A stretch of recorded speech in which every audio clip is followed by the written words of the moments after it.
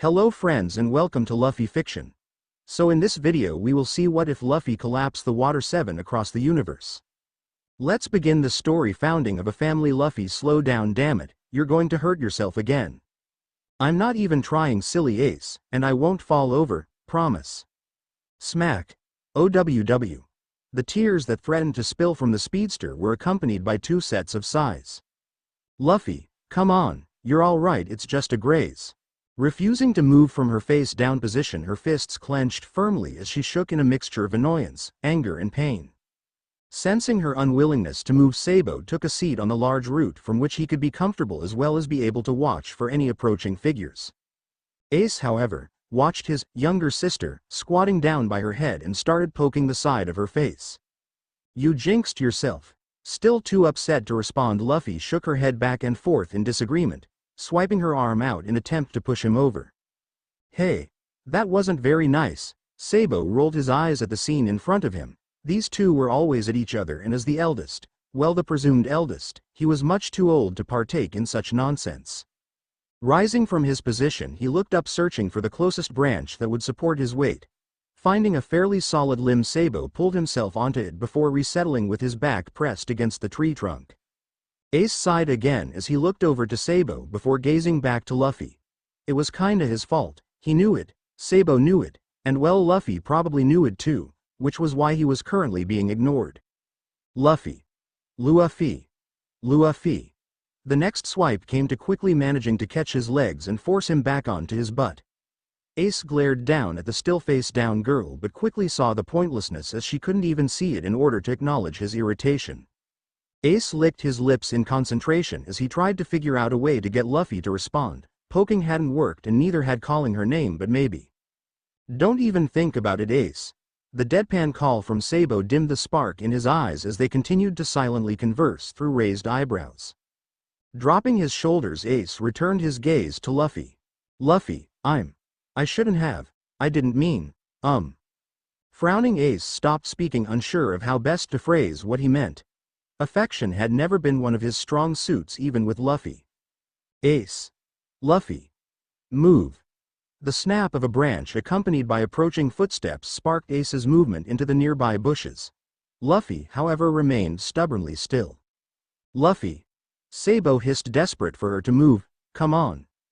Whilst continuing to ignore her brother's pleas, her shoulders grew tense as the heavy footfalls grew both louder and more prominent.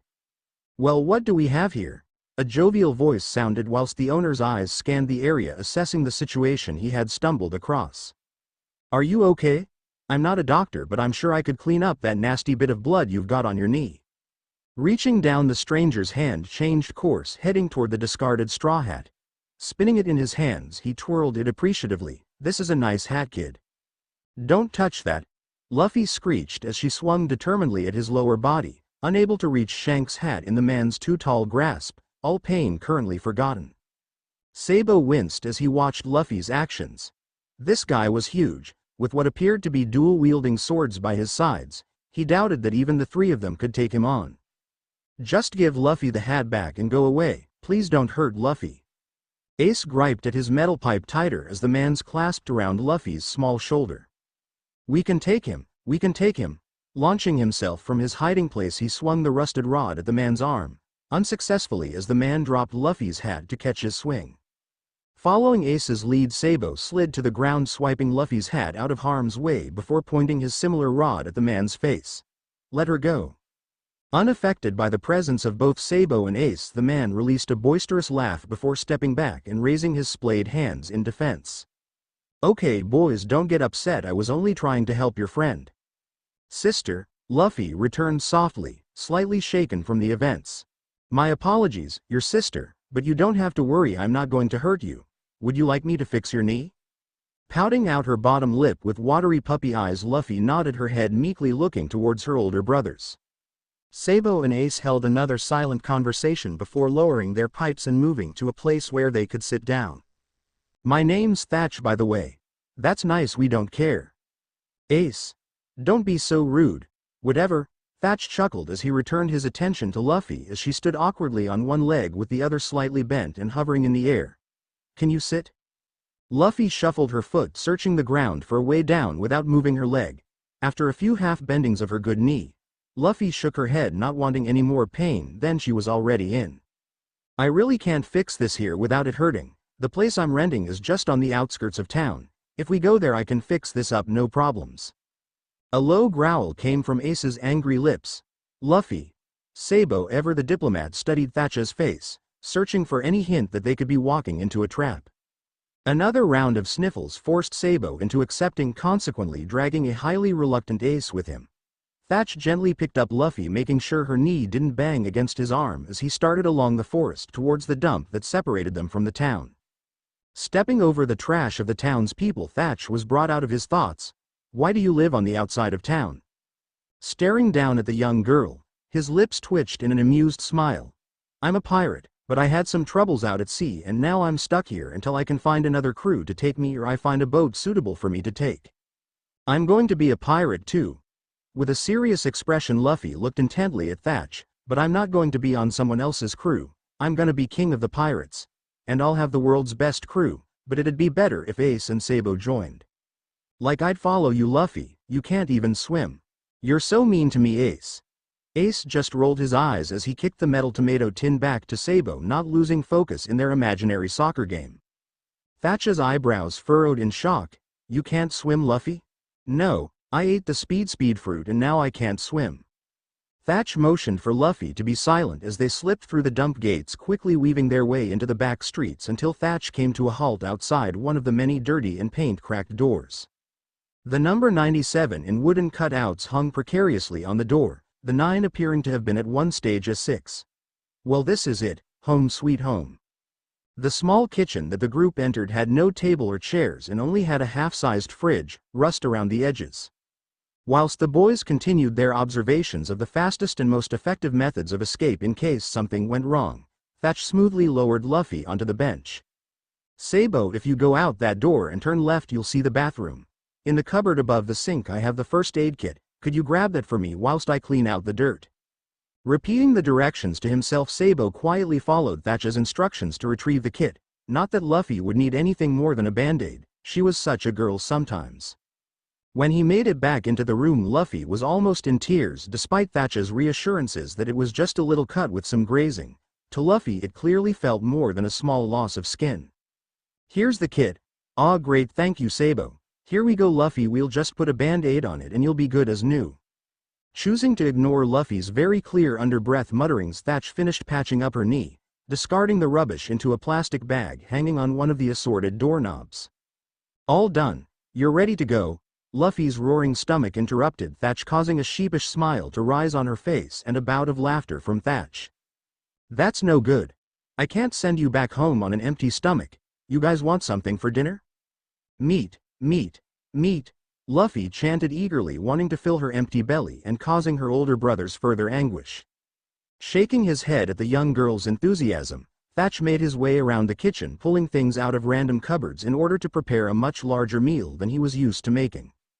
Half an hour later, the bench was covered in a multitude of meat dishes and 4 bowls of rice, leaving all 3 children drooling from their seats around the room.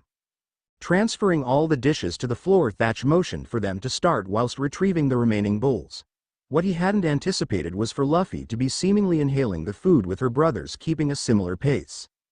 Whoa, slow down, now one's going to steal the food from you. Muttering around a mouthful of food, Sabo managed a barely recognizable, Luffy will eat it all if you don't hurry up. Shaking his head in disbelief, Thatch joined them on the floor, eating at a much more reasonable pace than any of the 3 children. By the end of the meal, Ace had fallen asleep lying on his back, with his hands tucked under his head and his full stomach rising and falling with his breaths. Luffy had similarly fallen asleep, however had found refuge in a holey armchair that was revealing bits of stuffing. Sabo, whilst leaning back on his elbows, remained awake, watching over his siblings. The clock down the hallway ticked over to the hour, gently chiming through the house. Groaning, Sabo rose, poking Ace in order to rouse him from his slumber. Come on, we really should be getting home. Ace, you wake up, Luffy. Thank you for your hospitality, but we really should be getting back to the forest. Luffy, despite Ace's shaking, was stubbornly remaining asleep in the oversized armchair that she hadn't left since finishing her dinner. You kids could always stay the night and leave in the morning when it's safer. 1.5 years later. Dottie. Why are you going? You can't go. You have to stay here, with me and Ace and Sabo.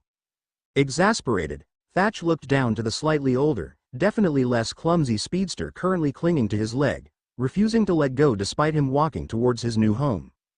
Ace and Sabo were trailing a little further behind, kicking the dirt under their feet, wishing that they too could cling to Thatch's pants in an attempt to stop him leaving, but unlike Luffy, they knew it wouldn't change what had already been decided. Thatch was finally heading back out to sea, but unlike last time, it wasn't going to be a one-man adventure. This time he would be part of the Whitebeard pirates, be part of a bigger picture that would get him to the new world like he'd always dreamed. Dottie.